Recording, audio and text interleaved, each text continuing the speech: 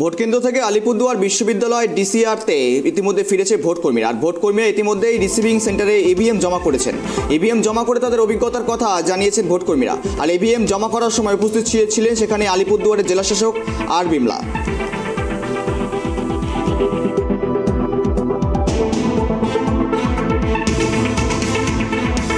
খুবই ভালো ভোটিং হলো, আমার বুথে তো খুবই শান্তিপূর্ণ ভোটও হচ্ছে।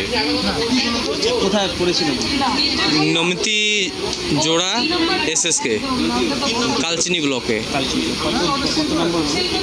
211 211 একদম শান্তিপূর্ণভাবে। একদম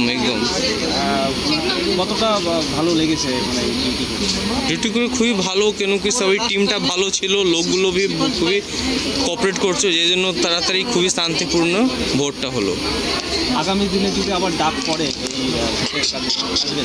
যাবো, নিশ্চয়ই যাবো। ইতিমধ্যে প্রথম দফার নির্বাচন কিন্তু নির্বিঘ্নে সম্পন্ন হলো আলিপুরদুয়ার লোকসভা কেন্দ্র থেকে।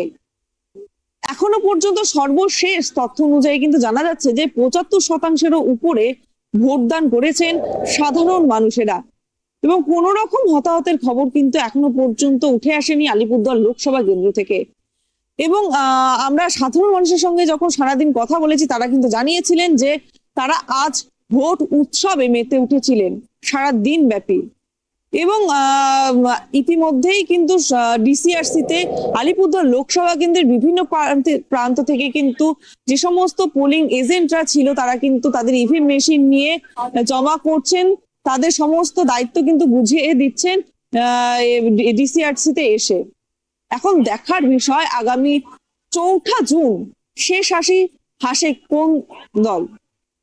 আলিপুরদুয়ার থেকে অনিশা পোদ্দারের রিপোর্ট, ট্রাইব টিভি বাংলা।